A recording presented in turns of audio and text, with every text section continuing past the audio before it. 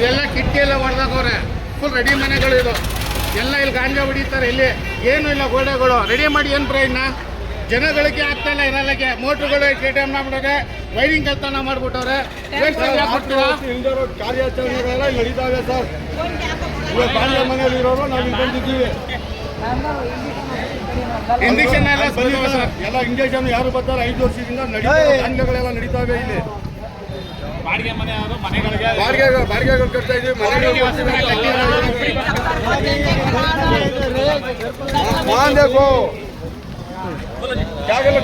ವರ್ಷ 30 ವರ್ಷದಿಂದ ಬಾಡಿಗೆಗಿರೋದು ನಾವು ಬಡವರು. ನಮ್ಗೆ ಸಾಕೋರು ಯಾರು ಇಲ್ಲ. ನಮ್ಗೆ ತಗೊಳ್ಳೋರ್ಗೆ ಮಾಡಿದ್ದೀನಿ ಅಂತ ಹೇಳ್ತಾವ್ರೆ. ನಮ್ಗೆ ಬೇಕು ಸರ್, ಏನಿದ್ರೇನು ನಮ್ಗೆ ಮನೆ ಬೇಕು. ನಾವು ಹೇಳ್ತಾ ಇದ್ದೀವಿ, ಏನ್ ಹೋರಾಟ ಮಾಡ್ಬೇಕು ನಾವು. ಯಾರು ಹೇಳಿದ್ರಿಲ್ಲ, ಬರೀ ಯಾರು ಹೇಳ್ದಾರ?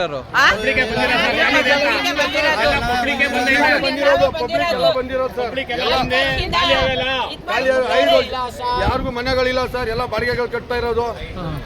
ಎಲ್ಲ ಮಂಡ್ಯದವರ ಅಥವಾ ಹೊರಗಡೆ ನಾವು ಮನೆ ಇಲ್ಲ, ನಮ್ಗೆ ಯಾರು ಇಲ್ಲ ಸರ್. ಚೆಕ್ ಮಾಡ್ಕೊಳ್ಳಿ, ಯಾರಿಗೆ ಸ್ವಂತ ಐತೆ ಅವ್ರಿಗೆ ಬೇಡ, ಬಾಡಿಗೆಗಿರೋರ್ಗೆ ಕೊಳ್ಳಿ. ಈಗ ಹಿಡ್ಕೋದಿರ ನಿಮ್ಮ ಮನೆಗಳು ಹಿಡ್ಕೋದಿರ? ಈಗ ಏನು ಹಿಡ್ಕೊಂಡಿದ್ದಾರೆ? ಹಿಡ್ಕೊಂಡಿದೀವಿ ನೋಡಿ ಸರ್, ರೆಡಿಯಾಗಿ ಮನೆಗಳು ಹೆಂಗ್ ಮಾಡವ್ರೆ ಅಲ್ಲಿ ನೋಡಿ ಸರ್. ಜನ ಅದು ಎಂತ ಇದ್ರೆ ಎಷ್ಟು ಸೇಫ್ಟಿ ಆಗಿರ್ತಾ ಇತ್ತು. ಯಾರು ಮತ ಇಲ್ಲ ಇಲ್ಲಿ.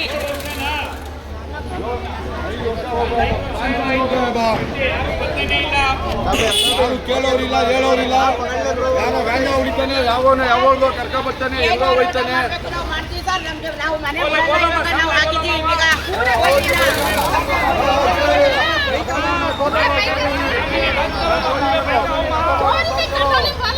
ನಾವು ನ್ಯಾಯಕ್ಕೆ ಜಗಳ ಇದು ಮಾಡ್ತಾ ಇದೀವಿ. ನಮ್ಗೆ ಮನೆ ಬೇಕು ಸರ್. ನಾವು 30 ವರ್ಷ 25 ವರ್ಷದಿಂದ ನಾವು ಬಾಡಿಗೆ ಕಟ್ಕೊಂಡಿದೀವಿ ಸರ್. ನಮ್ಗೆ ಬಾಡಿಗೆ ನೀವು ಯಾವ ಏರಿಯಾ? ಇದೇ ಇರೋದು, ಇಲ್ಲೇ ಇರೋದಾ? ನಿಮ್ಗೆ ಇಲ್ಲಿ ಮನೆ ಕೊಟ್ಟಿಲ್ವಾ ಬಿಡಿ ಕಾಲೋನಿ? ಮನೆ ಏನು ಇಲ್ಲ. ಇಲ್ಲ ಹಾಕಿದ್ದು ಮೋಡ ಸೈಡು ಸೈಡು ಎಲ್ಲ ಹಾಕಿದ್ದೀವಿ ನಾವು. ನಮ್ಗೆ ಮನೆ ಬೇಕು. ಎಷ್ಟು ವರ್ಷ ಬಾಡಿಗೆ ಕಟ್ಟವ ನಾವು? ಮಕ್ಕಳಿಗೆ ಓದ್ಸವ ಇಲ್ಲ, ಬಾಡಿಗೆ ಕಟ್ಟವ ನಾವು. ನಮ್ಗೆ ಮನೆ ಬೇಕು, ಮನೆ ಕೊಡ್ಲಿ ನಮ್ಗೆ. ಅದಕ್ಕೆ ನೀವು ಇಲ್ಲಿಗೆ ಮನೆ ಹಿಡ್ಕೊಳ್ತಾ ಇದೀರಾ ಬಂದು? ಹಿಡ್ಕೊಂಡಿದ್ದೀವಿ. ಎಷ್ಟು ವರ್ಷದಿಂದ ಖಾಲಿ ಬಿದ್ದೈತೆ. ನಾವು ಅಷ್ಟು ವರ್ಷದಿಂದ ಬಾಡಿಗೆ ಕಟ್ತಾ ಇದೀವಿ. ಯಾರೋ ಬರ್ತಾರೆ ಅಂತ ಅವರು ಮನೆ ಕೊಟ್ಟಾರೆ. ನಾವು ಬಾಡಿಗೆ ಕಟ್ತಾ ಇರೋರಿಗೆ ನಮ್ಗೆ ಮನೆ ಕೊಟ್ಟಿಲ್ಲ. ನಾವೇ ಕೊಡವ? ನಾವು ಇರೋದೇ ಇಲ್ಲಿ, ನಾವು ಇರೋದೇ ಇಲ್ಲಿ. ಆಮೇಲೆ ಬರ್ಲಿ, ಯಾರು ಬರ್ತಾರೆ? ಯಾರು MLA ಗಮನಕ್ಕೆ ತಂದಿದ್ರ ಏನಾರ? MLA ಸಾಹೇಬ್ರಿಗೆ ಮಾತಾಡಿದ್ರು. ಅವ್ರು ಏನ್ ಹೇಳಿದ್ರು ಅಂದ್ರೆ, ನಾವು ಇದ್ರ ಬಗ್ಗೆ ಇದು ಮಾಡ್ತಾ ಇದೀವಿ, ಯಾರು ಬರ್ತಾ ಇಲ್ಲ, ಅದಕ್ಕೆ ನಿಮ್ಗೆ ಏನಾದ್ರು ನೆಕ್ಸ್ಟ್ ನಿಮ್ಗೆ ಮಾಡ್ಕೊಡ್ತೀನಿ ಅಂತ ಹೇಳಿದ್ರು ಸರ್. MLA ಹೇಳಿದ್ರು? ಕೊಟ್ಟಿದ್ದಾರೆ, ಕೊಟ್ಟಿದ್ದಾರೆ ಸರ್.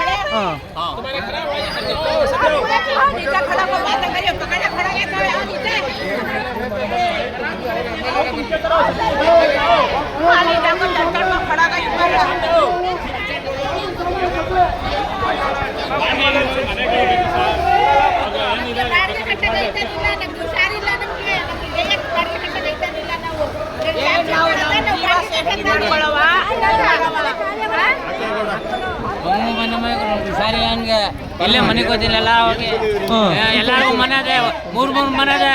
ನಮ್ಗೆ ಒಂದು ಮನೆ ಕೊಡ್ತಾ ಇಲ್ವಲ್ಲ, ನಮ್ಗೆ ಹುಷಾರಿಲ್ಲ. ಆದ ಒಂದು ಮನೆ ಕೊಡ್ತೀವಿ ನಮ್ಗೆ.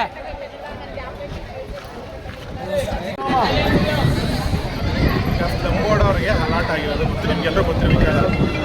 ಯಾಕೆ ಆಗಿಲ್ಲ, ಅಲಾಟ್ ಆಗಿಲ್ಲ ಅಂತಂದರೆ, ಅಲ್ಲಿ ಸ್ಲಮ್ ಬೋರ್ಡಲ್ಲಿ ಇಶ್ಯೂ ಆಗಿ ನಮಗೆ ಕೊಡಬೇಕು ಅಂತೇಳಿ ಕೋರ್ಟಲ್ಲಿ ಹಾಕ್ಕೊಂಡಿದ್ದಾರೆ. ಇಲ್ಲಿ ಹೈಕೋರ್ಟಲ್ಲಿ ಹಾಕೊಂಡಿದ್ದಾರೆ. ಹೈಕೋರ್ಟಲ್ಲಿ ಕೇಸ್ ಪೆಂಡಿಂಗ್ ಇದೆ, ಸ್ಟೇ ಇದೆ. ಅದಕ್ಕೆ ಇದು ಅಲಾಟ್ಮೆಂಟ್ ಆಗಿಲ್ಲ ಅಷ್ಟೇ. ಇಲ್ಲ ಅಂದರೆ ನಾವು 4-5 ಇಯರ್ಸ್ ಅಂದರೆ ಸ್ಲಮ್ ಬೋರ್ಡಿಂದ ಯಾರಾದ್ರು ಅಲಾಟ್ ಮಾಡಬೇಕು ಅಂತ ಮಾಡೋ ಅದರಿಂದಾಗಿ ಇದು ಲೇಟ್ ಆಗಿದೆ ಅಷ್ಟೇ. ಈಗ ಅದು ವಿತಿನ್ 1-2 ಮಂತ್ಸಲ್ಲಿ ಈಗ ನಾವು ಸ್ಲಮ್ ಬೋರ್ಡಿಂದ ಏನು ಹಾಕಿದ್ದಾರೆ ಅದನ್ನ ಸ್ಟೇನ ವೆಕೇಟ್ ಮಾಡಿಸ್ತಾ ಇದ್ದಾರೆ. ವೆಕೇಟ್ ಮಾಡಿಸಿ ಯಾರ್ಯಾರು ಕೊಡಬೇಕು ಅಂತ ಎಲ್ಲ ಅಲಾಟೆಡ್ ಲೀಸ್ಟ್ ನಮ್ಮ ಹತ್ರ ಇದೆ. ಯಾವ್ಯಾವ ಸ್ಲಮ್ಮರ್ ಕೊಡಬೇಕು ಅಂತ ಅಲಾಟೆಡ್ ಲೀಸ್ಟ್ ತಗೊಂಡು ಸ್ಲಮ್ ಬೋರ್ಡ್ ಅವರೇ ಕೋಟ್ಯಾಂತರ ರೂಪಾಯಿ ಇನ್ವೆಸ್ಟ್ ಮಾಡಿ ಕಟ್ಟಿರೋದು. ಜಸ್ಟ್ ಅಲಾಟ್ ಮಾಡಬೇಕು. ಅಲಾಟ್ ಮಾಡೋ ಲೀಸ್ಟ್ ನಮ್ಮ ಹತ್ರ ಇದೆ. ತಮಿಳ್ ಕಾಲೋನಿಯವ್ರು ನಮಗೆ ಮಾಡಬೇಕು, ಬಿಡಿ ಕಾಲೋನಿಯವ್ರು ನಮಗೆ ಮಾಡಬೇಕು ಅಂತೇಳಿ ಅಲ್ಲಿ ಅಲಾಟೆಡ್ ಸಮಸ್ಯೆ ಆಗಿ ಅದು ಹೈಕೋರ್ಟಲ್ಲಿ ಇದೆ. ಹೋಗಿ ಹೈಕೋರ್ಟಲ್ಲಿ ಕೇಸ್ ಪೆಂಡಿಂಗ್ ಇದೆ. ಕೋರ್ಟು ಡೈರೆಕ್ಷನ್ ಕೊಟ್ಟಿದೆ, ಸ್ಟೇ ಮಾಡಿದೆ. ನಾವು ಮುಂದಿನ ಆದೇಶ ಹೊರಗಡೆ ಯಾರಿಗೂ ಅಲಾಟ್ ಮಾಡಿಬಿಡಿ ಅಂತ. ಅದಕ್ಕೆ ಪೆಂಡಿಂಗ್ ಇದೆ ಅಷ್ಟೇ. ಈ ಪೆಂಡಿಂಗ್ ಇರೋದ್ರಿಂದ ನೀವು ಹೇಳ್ತಿರೋ ಸತ್ಯ, ಇಲ್ಲೆಲ್ಲ ಲೀಗಲ್ ಆಕ್ಟಿವಿಟೀಸ್ ನಡೀತಾ ಇದೆ, ನಿಮಗೆ ಅಕ್ಕಪಕ್ಕದ ಸಮಸ್ಯೆ ಆಗ್ತಾ ಇದೆ ಅಂತ. ಅದನ್ನು ನಾವು ಈಗ DYSP ಸರ್ ಇದ್ದಾರೆ, ಎಲ್ಲ ಇನ್ಸ್ಪೆಕ್ಟರ್ ಇದ್ದಾರೆ, ಅದನ್ನ ನಾವು ಕಂಟ್ರೋಲ್ ತೊಗೊಳ್ತೀವಿ, ಇಲ್ಲ ಅಂತ ಹೇಳಿಲ್ಲ. ಈಗ ನಿಮಗೆ ಬಾಡಿಗೆ ಮನೆಯಲ್ಲಿದ್ದೀವಿ, ನಿಮಗೆ ಸಮಸ್ಯೆ ಇದೆ ಅಂತಂದರೆ ಈಗ ಸರ್ಕಾರದಲ್ಲಿ ಒಂದು ರೂಲ್ಸ್ ಇದೆ. ಈಗ ಯಾರ್ದೋ ಮನೆಗೆ ಹೋಗಿ ಯಾರೋ ಹೋಗಿ ಇರೋಕ್ಕಾಗತ್ತಾ? ಯಾವುದೋ ಆಫೀಸ್ಗೆ ಹೋಗಿ ಇನ್ನೊಬ್ರು ಯಾರೋ ಇರೋಕ್ಕಾಗತ್ತಾ? ಎಲ್ಲ ಅಲ್ಲ, ಇಂತಿಂಥ ಕಾನೂನು ಪ್ರಕಾರ ಇರುತ್ತೆ, ಅವ್ರಿಗೆ ನಾವು ಅಲಾಟ್ಮೆಂಟ್ ಮಾಡಬೇಕು. ಈಗ ನಿಮಗೂ ವಾಸ್ತವ ಮನೆ ಇಲ್ಲ, ನೀವು ಬಡವರಿದ್ರಿ, ನಿಮ್ಗೆ ಬೇಕು ಅಂದರೆ ನಾವು ಅದಕ್ಕೆ ನಿಮಗೆ ಬೇರೆ ಸ್ಕೀಮ್ ಇದೆ, ಆ ಸ್ಕೀಮಲ್ಲಿ ಅಲಾಟ್ ಮಾಡಬೇಕು, ಮನೆ ಕಟ್ಕೊಳ್ಬೇಕು, ಅಲಾಟ್ ಮಾಡಬೇಕು. ಇದು ಸ್ಲಮ್ ಬೋರ್ಡ್ ಅವ್ರಿಗೆ ಅಲಾಟ್ಮೆಂಟ್ ಆಗಿರೋದ್ರಿಂದ ಅವ್ರು ಸರ್ಕಾರನೇ ಕಟ್ಟಿರೋದ್ರಿಂದ ಸ್ಲಮ್ ಬೋರ್ಡ್ ಅವ್ರಿಗೆ ಅಲಾಟ್ ಮಾಡಬೇಕು. ಯಾಕೆ ಅಲಾಟ್ ಆಗಿದೆ ಅಂದರೆ ಕೋರ್ಟಲ್ಲಿ ಕೇಸ್ ಇದೆ, ಅದಕ್ಕೆ ಅಲಾಟ್ ಆಗಿಲ್ಲ ಅಷ್ಟೇ. ಅದು ಇನ್ನೇನು ವಿತಿನ್ 2 ಮಂತ್ಸಲ್ಲಿ ಅಲಾಟ್ ಡಿಸ್ಕಸ್ ಆಗುತ್ತೆ. ಅದು ಕೋರ್ಟ್ ಆರ್ಡರ್ ಕೊಡುತ್ತೆ ಯಾರು ಕೊಡಬೇಕು ಅಂತ. ಆಸ್ ಪರ್ ಹೈಕೋರ್ಟ್ ಆರ್ಡರ್ ಪ್ರಕಾರ ನಾವು ನಮ್ಮ ಲೀಸ್ಟ್ ಇದೆ ಆಲ್ರೆಡಿ, ಅವ್ರಿಗೆ ನಾವು ಮನೆಯ ಕೊಡ್ತೀವಿ. ಯಾವ ಮನೆ ಏನು ಅಂತೇಳಿ ಆಲ್ರೆಡಿ ನಮ್ಮ ಹತ್ರ ಡಿಸೈಡ್ ಆಗಿದೆ. ಜಸ್ಟ್ ಅದನ್ನ ಕೋರ್ಟ್ ಸ್ಟೇ ಇರೋದ್ರಿಂದ ಇದು ನಿಂತಿದೆ ಅಷ್ಟೇ. ಇಲ್ಲ 4 ವರ್ಷದಲ್ಲೇ ಆಗಿರೋದು, ಇದು ಫೈನಲ್ ಅಂತ ಬಂದಿದೆ. ಎಮ್.ಎಲ್.ಎ. ಸಾಹೇಬ್ರು ಬಂದು ಅವ್ರು ಬರ್ತಾ ಇಲ್ಲ ಇಲ್ಲಿಗೆ, ಈ ಮನೆಗಳು ನಿಮಗೆ ಆಯ್ತದೆ ಅಂದ್ಬಿಟ್ಟು ವಿಶ್ವಾಸನೆ ಕೊಟ್ಟಿರೋದಕ್ಕೆ ಸರ್ ಬಂದಿರೋದು. ಅದು ವಿಡಿಯೋ ಇದೆ ನಮ್ಮ ಹತ್ರ, ಬೇಕಾದ್ರೆ ಹೇಳ್ತಿದೆಯಲ್ಲ. ಇದು ಸಂಬೋರ್ಡವ್ರಿಗೆ ಕಟ್ಟಿದ್ರಲ್ವ ಸರ್, ಸಂಬೋರ್ಡವ್ರಿಗೆ ಇದು ತಗೊಂಡಿರ್ತಾನೆ ನೀವು ಕಟ್ಟೋದು. ಇಷ್ಟು ವರ್ಷ ಅದು 5 ವರ್ಷ 6 ವರ್ಷ ಆಯಿತು ಸರ್, ಯಾಕೆ ಸರ್ ಬಂದಿಲ್ಲ? ಇದು ಕೇಸು ಈಗ ಸ್ಲಮ್ ಬೋರ್ಡ್ ಅವರು ಈಗ 38 ಕೋಟಿನ ಜಿಲ್ಲಾಧಿಕಾರಿಗಳು ಇಲ್ಲಿ ನಿವಾಸಿಗಳಿಗೆ ಕಟ್ಟಬೇಕು ಅಂತೇಳಿ ಪಟ್ಟಿ ಮಾಡವ್ರೆ. ಯಾರ್ಯಾರು ಇಲ್ಲ ತರಬೇಕು ಏನೇ ಎಲ್ಲವೂ ಮಾಡಿದ್ದಾರೆ. ಇವತ್ತು 38 ಕೋಟಿ ಸಾರ್ವಜನಿಕರು ತೆರಿಗೆ ಹಣ, ಅದು ಆ ತೆರಿಗೆ ಹಣವನ್ನು ಜನರಿಗೆ ಉಪಯೋಗ ಆಗಬೇಕು ಅಂತ ಮಾಡಿರ್ತಕ್ಕಂಥದ್ದು. ಏನು ಕೋರ್ಟ್ನ ಅಡಚಣೆ ಇದೆ ಅದನ್ನ ಸರಿಪಡಿಸ್ತಾರೆ. ಜೊತೆಗೆ ಏನು ಎಮ್ ಎಲ್ ಎಗಳು ಹೇಳಿದಾರಲ್ಲ, ಆ ಎಮ್ ಎಲ್ ಎಗಳಿಂದ ಎಲ್ರಿಗೂ ಮನೆ ಮಾಡಿಕೊಡ್ಬೇಕು ಅನ್ನೋ ಒತ್ತಾಯ ನಮಗೂ ಇದೆ. ಯಾಕೇಳಿ ಎಮ್ ಎಲ್ ಎಗಳು ಮಾಡಿಕೊಡ್ಬೇಕು ಅಂತೇಳಿ. ಈಗ ಇವ್ರಿಗೆ ಇಂಥವ್ರಿಗೆ ಕೊಡಬೇಕು ಅಂತ ಮೀಸಲಾಗಿರ್ತಕ್ಕಂಥ ಸ್ಥಳದಲ್ಲಿ ಅನಗತ್ಯವಾಗಿ ತೊಂದರೆ ಕೊಡೋದು ಬೇಡ. ಈಗ ಯಾರಿಗೆ ಆಗಿರೋದು ಅವ್ರಿಗಾಗಲಿ ಇದು ಜಾಗ, ನಿಮಗೂ ಕೂಡ ಕೊಡಲಿ ಅಂತ ನಾವು ನಿಮ್ಮ ಪರವಾಗೂ ಒತ್ತಾಯ ಮಾಡಿದ್ದೀವಿ, ಹೋರಾಟ ಮಾಡಿದ್ದೀವಿ. ಅದೆಲ್ಲನೂ ನೀವು ಗಮನಿಸಿ. ಜಿಲ್ಲಾಡಳಿತ ಯಾರ್ಯಾರು ಅನಧಿಕೃತವಾಗಿದ್ದಾರೋ, ಏನಿಲ್ಲ ಅನೈತಿಕ ಚಟುವಟಿಕೆಗಳನ್ನು ನಡೆಸ್ತಾ ಇದ್ದಾರೋ ಅವ್ರ ಮೇಲೆ ಶಿಸ್ತು ಕ್ರಮ ತಗೋಕ್ಕೆ ಜಿಲ್ಲಾಡಳಿತ ಇದೆ, ಪೊಲೀಸ್ ಇಲಾಖೆ ಇದೆ, ಆ ಮೇಲಧಿಕಾರಿಗಳಿದ್ದಾರೆ, ಅವ್ರು ತಗೋತಾರೆ. ದಯಮಾಡಿ ಎಮ್ ಎಲ್ ಎವ್ರನ್ನ ನಾವೆಲ್ಲ ಕೇಳೋಣ. ಒಟ್ಟಿಗೆ ನಮಗೆಲ್ಲ ಬೇರೆ ಕಡೆ ಒಂದು ಜಾಗ ನೋಡಿ ಮಾಡಿಕೊಡ್ಲಿ. ಈಗ ನಾವೇ ಯಾರೇ ಬಂದರೂ ಇಲ್ಲಿ ಬಡವರೇ ಬರಬೇಕು, ಶ್ರೀಮಂತರ ಯಾರೇ ಬರಲ್ಲ. ಅದನ್ನ ಮನಗಂಡು ನಾವೆಲ್ಲರೂ ಸಹಕರಿಸಬೇಕು ಜಿಲ್ಲಾಡಳಿತದ ಜೊತೆಲಿ. ಇವತ್ತು ಯಾಕೆಂದರೆ ಸುಮ್ಮನೆ ಎಲ್ಲ ದಿಢೀರ್ ಅಂತ ಬಂದು ಬೀಗ ಕಳೆದು ಇನ್ನೊಂದು ಮಾಡಿದ್ರೆ ಯಾರಿಗೂ ಸಿಕ್ಕಂಥ ವ್ಯವಸ್ಥೆ ಆಗುತ್ತೆ. ಅದಾಗದು ಬೇಡ. ಈಗ ಎಮ್ ಎಲ್ ಎರ್ ಗಮನ ಸೆಳೆಯೋಣ, ಸರ್ಕಾರದ ಗಮನ ಸೆಳೆಯೋಣ, ಎಲ್ಲ ಕೆಲಸಗಳನ್ನ ಮಾಡೋಣ.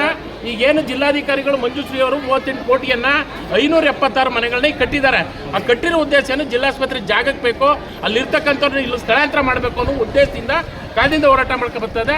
ನಾಲ್ವಡಿ ಕೃಷ್ಣರಾಜ ಒಡೆಯರು ಅವರ ಹಿತದೃಷ್ಟಿಯಿಂದ, ಜಿಲ್ಲೆಯ ಜನತೆಯ ಹಿತದೃಷ್ಟಿಯಿಂದ ಆ ಜಾಗವನ್ನು ಮೀಸಲಿಟ್ರು ಶಿಕ್ಷಣ ಇಲಾಖೆಗೆ ಮತ್ತು ಜಿಲ್ಲಾಸ್ಪತ್ರೆಗೆ ಅಂತೇಳಿ. ಆ ಜಾಗವನ್ನು ಸ್ಥಳಾಂತರ ಮಾಡಬೇಕು ಅಂತೇಳಿ ಇಲ್ಲಿಗೆ ನಿಗದಿ ಮಾಡಿ 38 ಕೋಟಿ ರೂಪಾಯಿ ನಿಗದಿ ಮಾಡವ್ರೆ. ಅದಕ್ಕೆ ನಾವು ನೀವೆಲ್ಲರೂ ಸಹಕಾರ ಮಾಡಿ ನಿಮಗೂ ಮನೆ ಕಟ್ಕೊಡ್ಲಿ ಅಂತ ನಾವೆಲ್ಲರ ಜೊತೆಲಿ ಒತ್ತಾಯ ಮಾಡೋಣ, ಬೇಡಿಕೆ ಇಡೋಣ. ಹಾಗಾಗಿ ಈಗ ಅನಧಿಕೃತವಾಗಿ ಇರ್ತಕ್ಕಂಥವ್ರನ್ನ ಪೊಲೀಸ್ ಇಲಾಖೆ ಮತ್ತು ಜಿಲ್ಲಾಧಿಕಾರಿಗಳು ಕ್ರಮ ವಹಿಸ್ತಾರೆ. ಎ ಸಿ ಅವರು ಬಂದಿದ್ದಾರೆ, DSP ಅವರು ಬಂದಿದ್ದಾರೆ, ಅವ್ರಿಗೆ ನಾವೆಲ್ಲರೂ ಸಹಕರಿಸೋಣ. ಬೇರೆ ಬೇರೆ ಅನೈತಿಕ ಚಟುವಟಿಕೆಗಳ ಮಾಹಿತಿ ಇದ್ರೆ ಇವ್ರು ಕೊಡಿ, ಅವ್ರು ಇದು ಮಾಡ್ತಾರೆ. ದಯಮಾಡಿ ಎಲ್ಲರೂ ಸಹಕರಿಸಿ. ನಮ್ಮ ಮಾಡವನ್ನ ನಾವೆಲ್ಲ ಬೇಡ.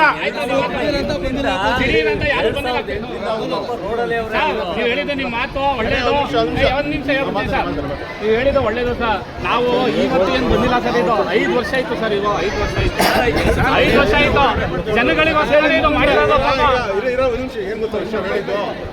ಇವಾಗ ಸರ್ಕಾರ ಮಾಡಿರ್ತಕ್ಕಂಥದ್ದು